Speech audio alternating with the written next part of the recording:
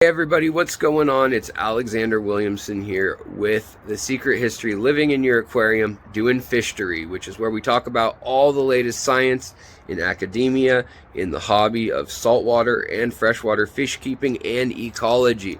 And as per usual, you guys I have to thank for keeping this thing going and tuning in, whether it's on the Aquatic Morning Show or whether it's here on my channel as a member. If you're a member, you get all the episodes, up to 16 to 20 extra episodes a month of all that's new in Fishtory, plus my normal episodes.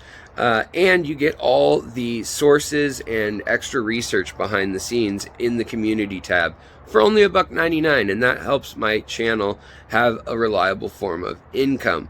So thank you so very much. But what I want to talk about today is an interesting study that came out of Finland. Now, this study came out of a university that had students from all over the world and researchers from all over the world, and they were looking at fish in the Northern Sea, and they were seeing that there were particulate matter plastics. So PVC, polyvinyl chloride, and PS, polystyrene, which is like more of a styrofoam type stuff, and also PBCs, which are trace chemicals left over that kind of emanate off or slough off from plastic injection molded stuff usually. So they noticed that these products, these byproducts, were building up in the liver and stomach of fish. And these fish are living in the Arctic Ocean, and they didn't see many microplastics out there. And these fish eat a diet of meat anyways. These are purely carnivore type fish, all carnivorous based diet eating styles. And so they were like, well, what are they eating that's doing this? And since they're apex predators, they thought perhaps they are just concentrating all this little bits of plastic that other fish are eating when they see, like, maybe algae is grown on it, and then they just eat it as they're filter feeding or something. And so some scientists said, I have an idea that's far more scary. And so they came up with this idea because America and a lot of the European Union and countries all around the world that are first-class developed nations, as they're often referred to, they have plants where they take solid human waste. So when you go to the bathroom down the toilet, the liquid waste goes one way and the solid waste goes another, or is separated through agitation or filters or whatever system. There's a bunch of different systems. But in that, oftentimes there are trace amounts of things like plastic bags, women's care products, wrappers, and just all sorts of stuff that's made out of plastic, prophylactics.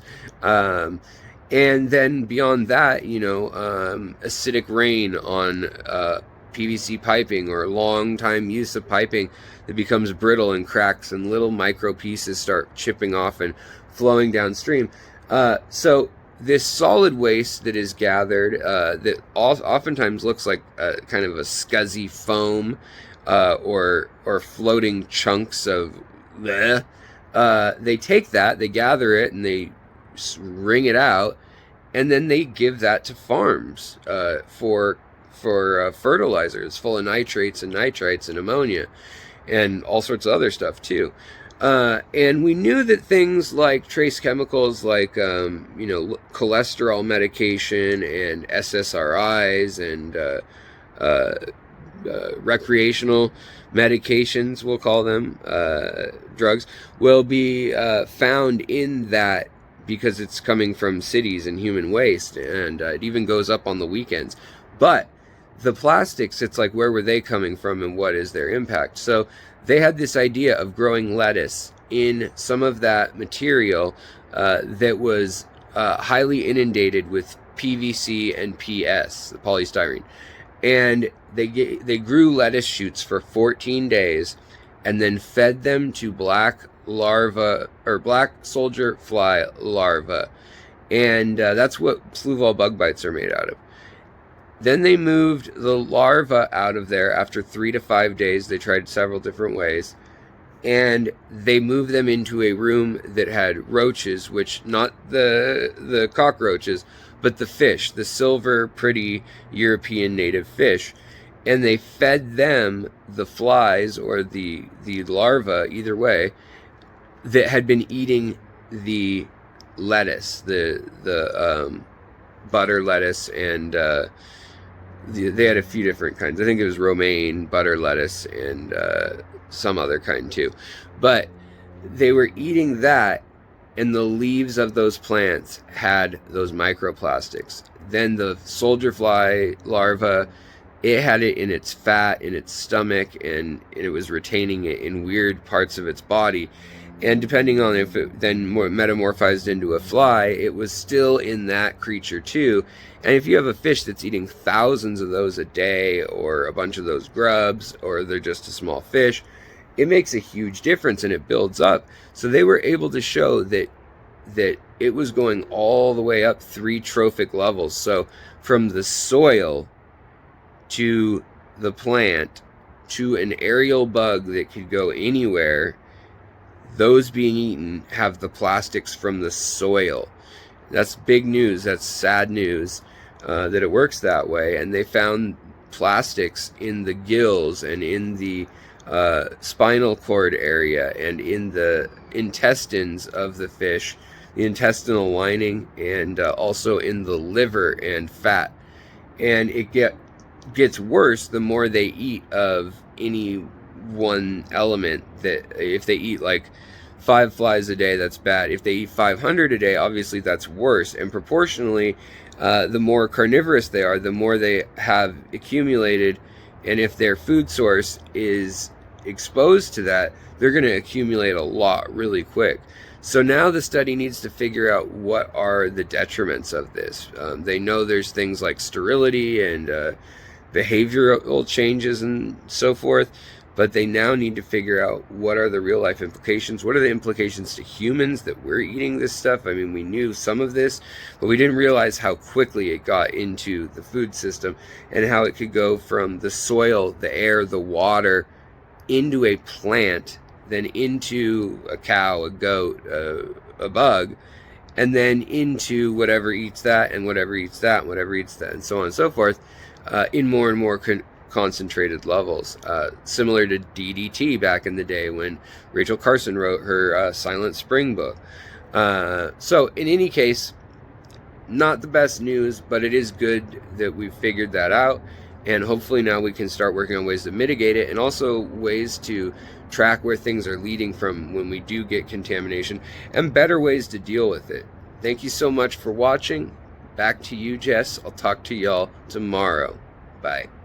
Hey guys, it's Alexander Williamson here with a whole new week of Fishtory, where members get 4 episodes every week of news, science, and technology reports or history related to freshwater and saltwater ecology and fish keeping, or the hobby of aquariums. So, thank you for making this possible.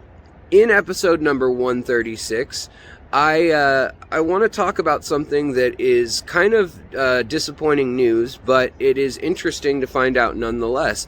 And that is that scientists were curious if the Deepwater Horizon oil spill affected fish in any way. They know that marine mammals and birds, that they were very affected by this, and reefs and other things were devastated by oil spills.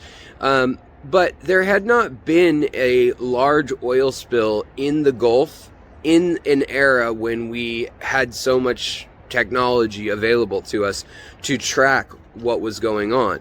And so what they did is they looked at fish in the wild, and scientists reported in the years after the oil spill that they thought mahi-mahi, as well as several other large game fish like marlin and swordfins and things, that they were, or swordfish, that they were not spawning the normal amount of time in the years following the oil spill.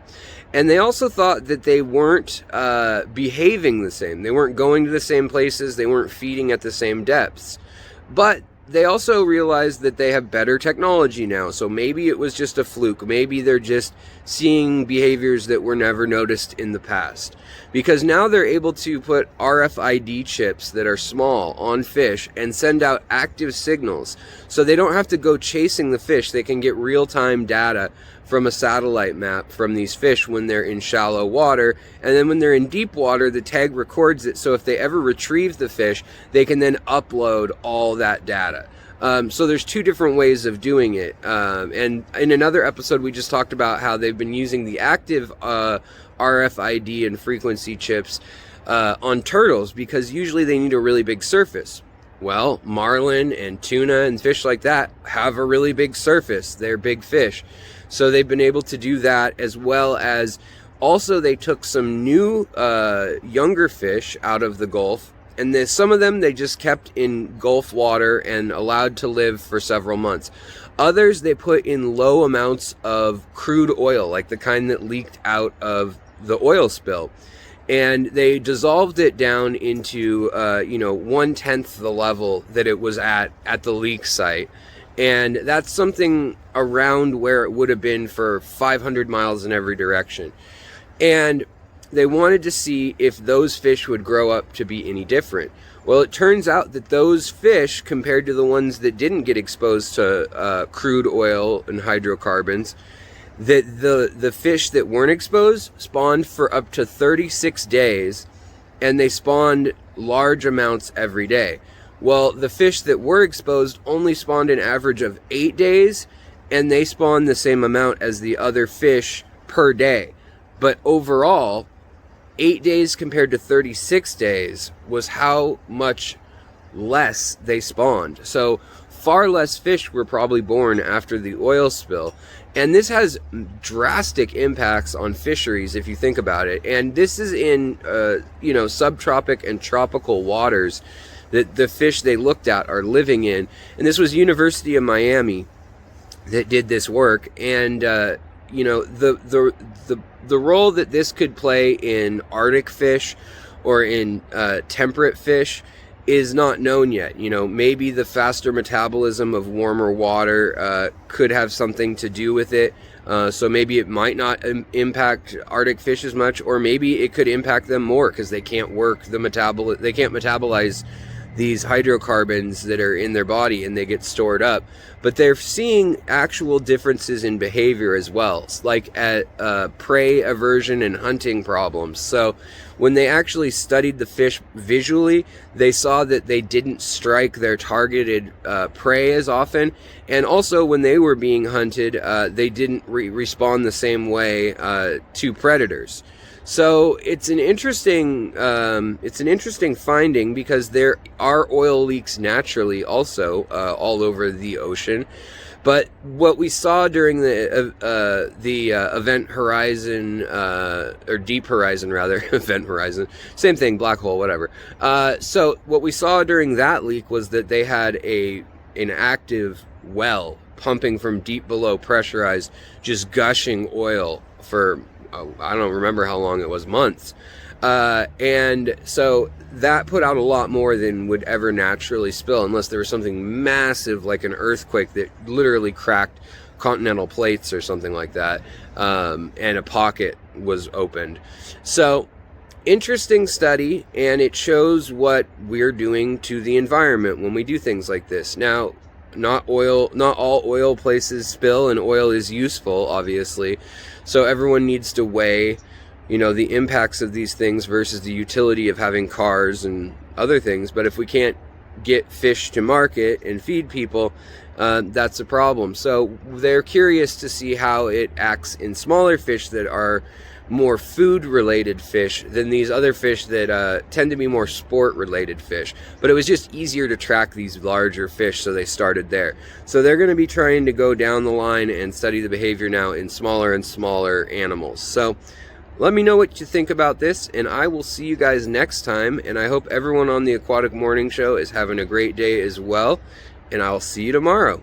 Have a good one, guys. Back to you, Jess. Hey everybody, what's going on? Welcome to episode 138 of Fishtory on the Secret History, Living in Your Aquarium, also on the Aquatic Morning Show.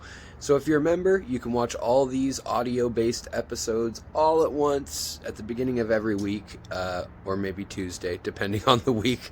And if you're everyone else, you get to see this on the Aquatic Morning Show for free. And then I'll usually delist the privacy settings after a couple months so that everyone can see it after a while. But it's a little perk for the $1.99 support that members of the channel toss in, and it's much appreciated. Today we're going to be talking about the newest member of the Pristobrycon group, or Bryson group, which is essentially piranhas. So right now I think there's somewhere debatably between about 37 and 39 species of piranha, and some of them don't have names, and scientific names, that is. They're binomial nomenclature names, and one of them just got acknowledged as needing to be given one, and so it's waiting to be given one. Yet it has been classified enough that it is in a genus, which is Pristobrycon, which is shared, I believe, by at least one other piranha, and then I think there's 3 that are also very, very closely related. However, this one looks really different, and it's a really beautiful piranha, and it is kind of a leopard print piranha. And unlike the silver or gray darker bodies with red color or whatnot, this one is totally like a yellowy lemon to beige color. And that beige color then has these black or dark colored, it's hard to tell in the photo, spots. And its jaw also opens much lower and wider than a lot of its fellow piranha. And so they categorize the fish by a number of things, including if they have spines that go into the caudal area and into the actual tail before the fin, or if it stops at the anal vent, same with their lateral line, as well as their jaw and their teeth, and somewhat their markings as well. And apparently this one has a black teardrop marking on the side, and then has kind of almost like a speckled trout pattern along its top curve. The top curve right along, if you're looking at the profile where the dorsal fin is, it gets more densely dotted up towards the spine.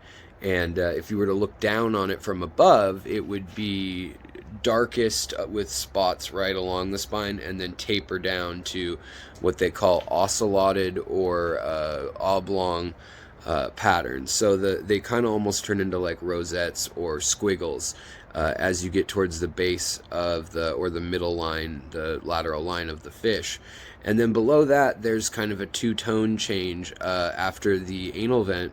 There is, or after the cloaca, there is a kind of shadow cast by the muscles there, and in that shadowed area it's a little bit darker of a tan or cream color rather than the brighter yellow. But it's a pretty neat looking fish, and I believe the specimen that they listed in the photo that they've got a color photo of online is in size around 143 millimeters is what they wrote, so around 14.3 centimeters, so rather small, probably a juvenile, I would guess, but maybe it's full grown, I don't know. And the interesting thing, beyond all this being rather interesting, is that it was caught in the Rio Tapajos, which is a very well traveled and fished river. So it may just be that, you know, they thought it was like a melanistic, or the opposite of that, a leucistic, or you know, a pigment lightened version of some other kind, and people just ignored it, or they thought it was a variation of an existing kind. But it's a very pretty one, and I wouldn't be surprised if it's in the hobby soon, if not already under some, you know, morph name. But rather interesting, and we'll keep an eye out for it. And you know, I just wanted to mention too that Frank, and I always said his last name right, but Malagas, he came on my show and he talked about piranhas, and he was obsessed with piranhas and cared deeply about them, got them legalized in Oregon after they'd become illegal. And there's people chatting saying that Maglianas, man, I can't say it. I'm sorry, Frank. That Frank should get the honor. Somebody should name it after him. So I think that is kind of an interesting thought as well, for his work and time that he put into it. So it's a thought, but I don't even know who found it necessarily. There's a list of professors, all based out of Brazil and one out of Peru, that did publish this initial finding, but it doesn't say if they were brought the specimen or if there was one scientist who specifically caught it or whatnot. So hopefully that will become published in a place where I can see it, because I've only seen a picture of the published paper cover sheet. But I'd love to know more, and I will report back with more when I've got it. Thanks for listening, guys, and I hope you have a great day. See you next time. Hey friends, how's it going? We are on episode 139 of Fishtory, which is news about fish or history about fish. It's usually news. Anyhow, we have some really exciting news, some positive news for a change, not any downer news. I guess yesterday's was also pretty upbeat, but today I have an exciting story about the state fish of Colorado. So, the state fish of Colorado happens to be the greenback cutthroat trout, which is kind of this bronzy to green, kind of a sagebrush color, and then down to kind of a yellow or tan belly with spots on it. It's a very nice looking fish, and it's kind of got a little bit of red in the tail, and then a little bit of red par marks, or those kind of grill marks on the fish, if you know what I mean. Salmon and trout oftentimes kind of have grill marks, and they're called par marks. So anyways, they kind of have a red or bronzy undertone along the side of the fish as stripes, elongated and wide stripes. So these fish have a really fascinating story in that as early as 1930, they were declared extinct in the state. And Colorado isn't that old of a state at that point in time. It's 75 years old or something like that, and already their fish, that is their state fish, is extinct, according to biologists. Well, in 1957, they find a small population that looks like these fish, and nobody's seen them since 1930. Actually, since 7 years before 1930. 1923 was the last time anyone saw one. Usually they need 7 to 15 years to declare a species extinct these days, but then it was 7 years and nobody had seen any. So they use electrofishing, which you strap a backpack on and basically zap the water and stun the fish. They come up and they grab them, and hopefully it doesn't do any damage to them. That's the idea anyhow. Now we can use eDNA, which is also really exciting, where you just get a sample of the water. But it's kind of hard to know what you're comparing it against if you don't have any samples, if it went extinct before there's a viable sample that was collected or whatnot, or it's soaked in formaldehyde and the DNA has been altered or whatever it may be.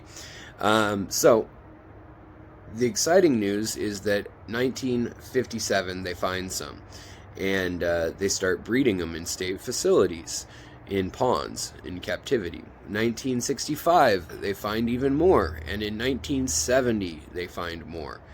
All of these fish are coming from small sections of creeks, and we're talking like in steep canyons and maybe like a mile long of creek, and they found a handful of them, maybe 15 or 20 adults hanging out, spawning at a time. And that was considered the fish coming back from extinction. Well, that's not really the full story, because by the 1980s they had realized that, oh, it's not the same fish. It's a crossbreed. It's a hybrid of the greenback cutthroat trout and of other fish, like invasive fish that have been put there for game fishing, that have come up those rivers and creeks. or been brought there by humans, honestly, just wanting more options for fishing and for sport. And so it was kind of thought, well, I guess we don't have them, so they're extinct again in the 80s. So by 1989, they were extinct again, but there were still thoughts to, let's just keep breeding these partially bred ones, because maybe in the future we'll be able to cross out those genes and make them more purebred. And so they started working on that task. Well, in 2012, on a little tiny creek called Bear Creek in Colorado, they found 3.5 miles of creek before it dried up, went too shallow to be a creek anymore. And in that space of where it starts and where it goes to the larger creek and then to a river, they were able to find purebred, or rather pure natural holdouts that were living there and breeding. Now, it seems like there were only a couple hundred living in this stretch of the creek or river, and they are rather small trout, which is, actually a good thing for them, living high up in the mountains where heat can get intense. So they took these fish in 2012 and they said, let's start a plan for breeding them and reintroducing them to remote mountain areas where they would have once lived, or where they won't be contaminated by the sport fishing lines. And so they did just that. They actually didn't remove the wild ones. What they did is they waited for them to spawn in the creek. Pardon the noise. To spawn in the creek. And then what they did was they collected the milk and like half the eggs, or a group of the eggs. And then they would take those fertilized eggs out of the creek where they were doing this in groups. And they just took those to hatcheries to grow out. Once they grew them out, then they put them back into a place called Herman Gulch. And it's a remote area, apparently, that doesn't have any brook trout or rainbow trout or anything that could be crossing or out competing these fish. Now, this is extremely cool news that this happened and that the state is breeding fish in captivity, because since 2021, Colorado reported an 80% drop in trout populations across the state in the last 3 years. So from 2018 to 2021, 80% of the trout in Colorado were gone, just dead. And it was mostly from heat and drought. They ran out of places to go, and then due to heat, they didn't get enough oxygen in the water and they died. And it's a sad state, and it makes you wonder how long anything is going to survive that they do there. But nevertheless, it has been preserved for now. And at this Herman Gulch place, I guess they think it'll be a large enough area and a big enough, it's got enough tributaries and things that goes upward that aren't going to go down and attach to where these other trout species live. And they think it'll stay wet all year for a number of years to come. So kind of cool news, kind of exciting news. And it really shows that properly managed fisheries can literally save fish, can basically bring them back from the brink of extinction with just a few things left. We've seen it with the California condor. We've seen it with a number of other species. But that's why it's so important, to fund these programs, and also to give out fishing licenses and things elsewhere so that they can fund the fisheries budget. And so if you're a fisherman or woman, you can be proud that your money is going towards research just like that. And stick to your limits, and usually we've gotten pretty good at managing most of these species. So some good news, and that's where I'll leave you for the week. So I'll see you guys perhaps next week. It may be too busy with the AGA in Chicago, but hopefully I'll have at least something from the AGA for all y'all in the community tab nevertheless. All right, guys, thank you so much, and I'll talk to you next time. Have a good one. Bye.